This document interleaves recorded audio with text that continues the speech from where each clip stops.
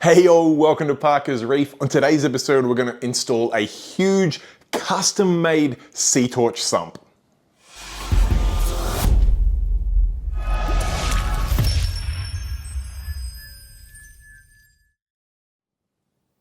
Alright, thank you for joining me on another episode of Parker's Reefs. This one I did not think I was going to get out in time. In fact, as of the time of filming this little bit here, the video is actually going to air in about 9 or 10 hours. I've spent the entire day at friend of Parker's Reef channel, Rob's Reef. He has ordered a custom-made SeaTorch PVC sump through Deer Park Aquarium, and today was the day where we went to install it. Now, I'm not going to say things went perfectly. There was a few little hiccups and challenges that we had to overcome to get this sump installed, and hence why I'm standing here very late at night, still smelling a little bit like a maybe the carcass of a kangaroo you would find on the side of a highway. But I thought before I jump in a shower and go get some sleep for the weekend, I would finish this video off so that you guys can see all of the latest details of this sump, because it's an absolutely spectacular build. And there were quite a few interesting things in the challenge of swapping out the old glass sump and putting the PVC one in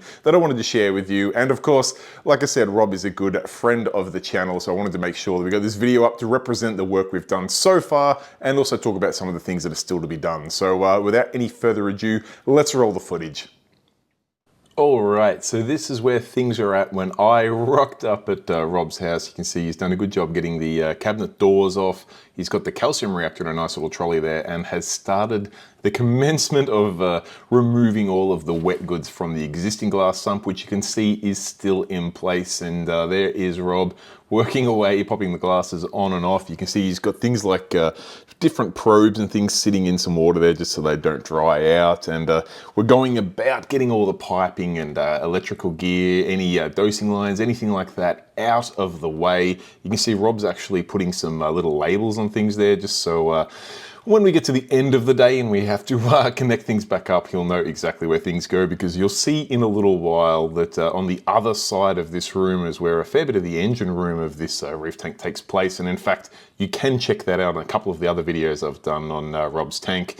He's recently added this little cabinet to the side here, which as you can see will house some of the automations and electronics that are going to sit in there. Even some of the dosing and stuff will sit in there. But you can see we've got a fair spaghetti jungle to work through there. As you can imagine, this is actually on the other side of that wall, and this is what I was talking about where some of that engine room does take place. You can see in here Rob's got a lot of his Apex gear, a lot of all of his pumps and controllers, even a little iPad there to make it easy to control. You can see a lot of the pumps are currently switched off just because well, obviously we're going about getting the sump out. This cable feeds through there, that goes all the way through to the pump on the other side, so we just disconnecting those. You can see each of these Apex dose lines here are all color coded and labeled. You can see that one goes to the storage, that one goes to the return section, and over there you can see the drain, and that one is the to the sump for the auto water change. So he's got them all nicely labeled and color coded to make this job as easy as possible.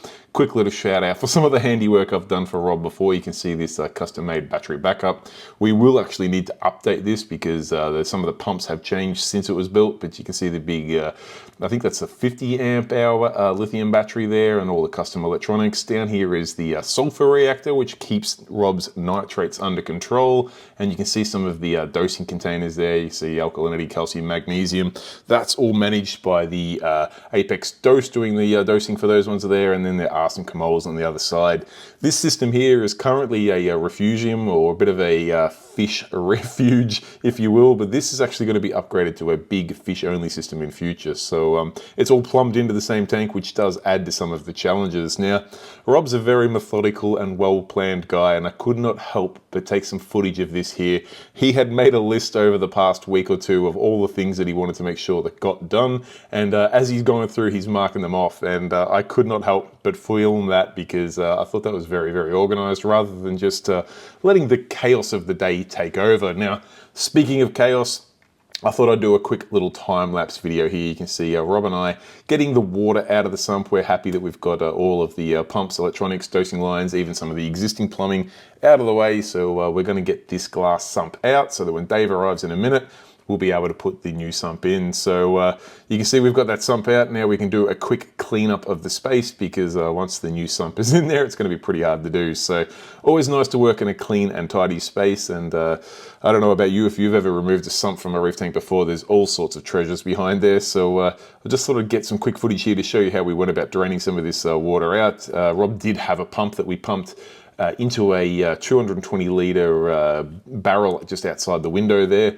to collect as much of the water as possible. But we did wet dry vac out the last of the water, because you can see there's a good, I don't know how long it's been since Rob's wet dry vac'd out his sump, but there's plenty of detritus sitting in there, which will no doubt be contributing to some of the nitrates and phosphates that he's currently experiencing. So just wet dry vacuuming that out. You can see the ATO chamber at the end there. That's obviously a bit clearer, but it does also have a little bit of a bacterial slime in there. You can see the display tank's a little cloudy just because we have only just turned off the return pump. So a lot of that detritus in the sump did get dislodged and did sort of get pumped through the display, which is no problem at all. In fact, a lot of the corals will really enjoy it, and we will give, the tank's going to get a large water change as a result of the new sump going in, so that'll take care of that. But if we head out here, just around the side of Rob's house, you can see we're not about to shoot some hoops, so I just wanted to quickly show you where the sump currently sits. This is the old sump. Now, Robbie's actually going to hang on to this sump, but if anyone is keen on buying I think that's like an 8-foot sump, it's pretty large, you can reach out to the man and see what he can do. I just thought I'd show you out here. This garden tap does have a little John Guest connection on it, and it does go through into the shed here. I love the way Rob has this all planned out to this custom-made board here, which hosts his Reef Pure RO system. Looks like a 6-stage system there. You see the kelpies over there. They then fill up these beautiful water containers, which he set up as a mixing station. So he's got his RO and his salt water there. And then, of course, there's all of the components there we talked about before. Now, Dave has arrived, and he does have the precious sump and a good few $1,000s worth of plumbing fittings in his van. So figured it's no time like the present then to get this sump out. And you can see with the help of a couple of wheeled dollies here that the job's actually fairly simple, although Rob's going to jump in there now and give Dave a hand just to make sure he doesn't send this beautiful artwork of a sump into the corner of the house or something like that. But it's actually relatively light, but the dollies do make absolute light work of it, particularly when, as you can see here, there's a bit of a discussion as to which way they'll go, just to make sure that they get the right end of the sump in. I don't have to try and turn it around in the house. So, I mean, Rob was well prepared, which made this considerably easier than it could have been. Obviously, once we get to the step here, we're going to need to carry that in, and I might have to put the camera down and actually lend a hand for a second, but you can see the tank's just to our right there, and now the sump is in the house. Just going to roll it over into position and then slide it off the dollies into place, and we can go about re-plumbing it, putting all the electronics in, putting all the dosing lines, all the probes. You can see that proud SeaTorch logo there. This beautiful white, red and clear system is absolutely gorgeous. Got the new Reef Factory large filter roller in there. It's all set up here. That's the skimmer chamber there, little section to hold the Shago titaniums. This here is the refugium. It's got dosing line holders there for both soft tube and John Guest. This has got all the bells and whistles, this sump, and this is where the drain section goes in. We'll then go into that filter roller, then across into the skimmer section there that you can see all height adjustable baffles. This chamber in the front here is for your media, which will actually hold bricks once the bricks are in, but Rob's got some media balls or ceramic balls to transfer from the existing sump, and then into the return chamber in the back here that has all of these custom holders for probes and dosing lines. ATO section over there on the left, but couldn't help but take the opportunity to share another quick time lapse just of that sump moving into position, and it fits in there like a glove. And here the last couple of inches of it just sliding into place. You can see all of the heaters, probes, dosing lines, electrical connectors, everything there obviously all has to be reconnected up, along with the obvious of the plumbing, which this system was in a little bit of a need for a redo on the plumbing, particularly down here on the sump side. So that's going to take up a big portion of the rest of the day, and that's what you'll see the three of us working on. Now you can see just getting this system into place here is designed so that as much as possible that, much like my sump, that the baffles in the sump line up as close as they can to the uprights of the stand, and that way you got as much access to each one of those chambers as possible. And you can just see Rob and Dave here getting that right into position and ensuring there's enough room for Rob to fit his dosing containers in front of the sump there, which is what he wants to do for one section there. So just getting it all lined up before you go about plumbing things in and getting water in it, because then it's not moving anywhere anytime soon. So want to make sure that's all as hunky-dory as possible, and then we'll get to work gluing things in, like you can see here, in a little bit of time-lapse fashion with the cricket on in the background there. Hopefully Channel 9 don't, or Channel 7 don't throw any copyright claims there, but we're more focused on the plumbing action going on here, and you can see this beautiful sinking flow color,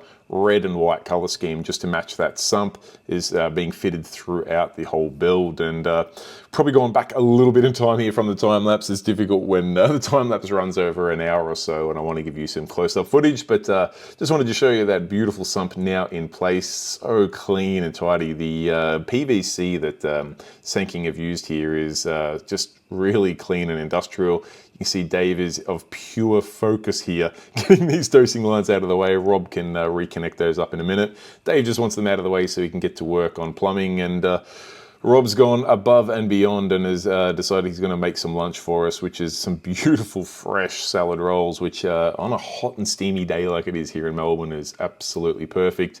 You see Dave working away there with a huge collection of sinking flow color fittings all around the sump, getting the bulkheads on there lined up for the drain and the emergency, and then you'll get to work on the returns and all of the other accessories that run in this system. One such accessory is the calcium reactor here, which Rob's now sat back in place. He has filled up the ATO chamber with RO using the Auto Aqua Smart RO controller. So it's got two probes down there, one at the bottom to turn it on, one at the top there to turn it off, and the Neptune ATK, I think it is, or the auto top-off pump there, just keeps that return chamber section at the right level. Now, obviously, at the moment, the return chamber is empty, but once we turn that on, it'll work. This one here on the right there, that is the return line. That goes straight up to the return nozzle. That is all that one does. The one on the left here, which we're still working out, this is the accessories pump, and you can see we've got a few holes in the wall there, which it's going to go through and feed things like UV, a chiller, a sulfur reactor, and also that fish only system we talked about before. So there's quite a bit going on plumbing wise in this system, and we're having water go through the wall to and back from each one of these sections will be quite a challenge.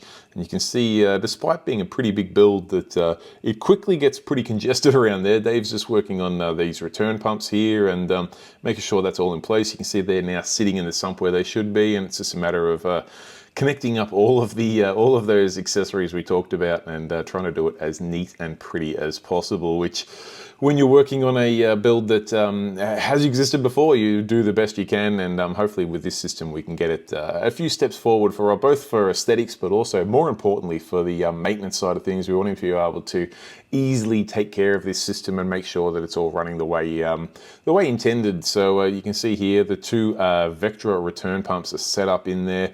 One obviously dedicated for return, one set up for accessories. They're both beautifully parallel to each other in the return chamber there, and then the plumbing snakes off from there. So it's just a question now of running cables for everything, just checking out the lids for those chambers, running the cables from the pumps to the controllers in that little cabinet off to the side, making sure we can get to everything there. The little time-lapse camera just got a little bump because we're working in the space, but you can just see I'm working on some plumbing now for a media reactor, which we did kind of forget about until this point. So just making sure we can get that in as neat and tidy as possible, get those cables through to that cabinet at the end for the return pump so that we can get some water in the system, and just make sure that everything's working as intended. Now, we've got the filter roller on there and water is entering the system. I will jump out of the time lapse in a second so you can have a look at that fill for the first time, but Dave's just got to make a little adjustment to the existing plumbing there so we can get the lid on the skimmer, feed those cables through. We'll get this filter roller in and hooked up, get that connected to the app. We'll get the cup on the skimmer soon, get that powered up, You can see the return pump's obviously turned on because the water in the sump just dropped nicely. Checking all the connections, making sure there's no leaks. Thankfully, Dave is a master plumber and we're looking pretty good there. We can almost commence tidying up and running cables. Skimmer cup is on. We're just hooking, yep, skimmer's dialed in. The accessory pump is now on as well, so we can just make sure that none of those connections are leaking. Skimmer is foaming away very nicely. Just using the watering can to top off the water level now that we have the return pump and the accessory pump on, just getting the water levels all right. But it's all looking pretty good. Rob's going to load up the media in that rack and then realize it's going to be better to put in the chamber in the middle there for now. But you can see we have just gone back before the water went into the system just to show you those two return pumps there. The one at the back is dedicated to return. The one at the front is the accessories. Obviously a whole heap of cable management to go still. You can see all the cable ducting there though, which will make that nice and tidy. And yeah, here's the water entering the system. I did promise we'd get a close-up of it, and I really like these nice slits they've cut into the PVC sump there, so you get this really cool comb of water going from one chamber to the next. Obviously it's fairly exaggerated at the moment while the water is going from the filling up one chamber and then cascading over to the next, but Rob's just over here dialing things in on that cabinet on the right hand side. You can see he's got the Dosetronic DC there. He will be looking to pick up either the Mastertronic or the Mastertronic Essential. The Neptune Trident down the bottom there is on the outer. Rob's had a few challenges with it, and the sort of lack of support here in Australia has turned him off it a little bit, so good opportunity for Mastertronic or the Focustronic team to get in there.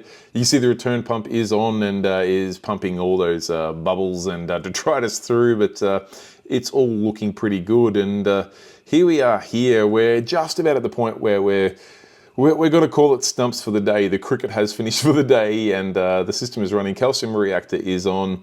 The media is in. ATO is topped off. The Fuge light is temporarily mounted. Some macroalgae is in there. The skimmer is on and running. Dosing lines are all connected. It is all up and happening. No leaks. Obviously a lot of tidying up to go, and then we've got to cut up some of the lids so that they custom fit around the skimmer and obviously over the return pump chamber and things like that. But it's all really looking pretty good. A little bit of a tidy up, and this will be one of those Instagram worthy sumps that you see of this beautiful white, red and clear PVC. And I'm sure all of the inhabitants here that we've barely looked at today are really going to enjoy this this upgrade to the sump. The tank's looking really good. It's a couple years old now, but this video was really to focus on the sump and the work we've done and the work that's still to go, but I think you'll agree it looks really, really good. Alright guys, there you have it. That is the install of that beautiful SeaTorch custom-made PVC sump at Rob's Reef. Now, as you can see, the job's probably about 90 to 95% done. There is some bits that Rob will need to do himself, mostly around cable management and running some dosing lines and getting some of that equipment in that little cabinet off to the side finished and all plumbed up and wired up and things like that. And then there's a couple of things that both Dave and I will need to get finished up, like the Fuge light. Need to get that mounted so it actually sits on top of the refugium, and also getting the little container or section off to the side there that goes on the left hand side where all the dosing containers will go, and also house the calcium reactor and things, so if there are any leaks they're contained in a bit of a belly pan. That needs to be rejigged and installed in the system. But all in all, whilst being a long and fairly tiring day, and like I stand right now, a little bit of a smelly day with the heat and humidity in Melbourne today, it was a successful day at the end of it all. So a huge shout out to Dave at Deer Park Aquarium, who designed, ordered, installed, made this sump happen, and a massive thank you to, like I said, a friend of the channel, Rob's Reef, who not only allowed me to come along and get in the way and gave me a beautiful lunch like you saw, but also let me film it and share it with all of you guys right here on YouTube. So if you do have any questions, comments, feedback, anything like that at all, please do pop it in the comments section down below. I do personally reply to each and every message there, so it is the best way to get hold of me. And other than that, if you enjoyed the video, please do give it a thumbs up. I know it was a little bit of an unconventional video, and it probably didn't quite go the way I was expecting it to. I was hoping to get a little bit more of an interview with Rob, but we were just flat out getting this old sump out and the new sump in all day, so I hope you did enjoy it. If you did, please don't be shy to hit that subscribe button at the bottom corner down there. That will ensure you don't miss out on any future videos on the channel, which Spoiler alert, I've got a heap to come. Some a bit like this and some a little bit more structured. So if you do want to make sure you catch those videos, hit that subscribe button and the little bell notification will ensure you don't miss out in future. Other than that, guys, I really need to go get a shower and hop into bed. So I will leave you all to it. Till next time, stay safe and keep reefing. Cheers, bye.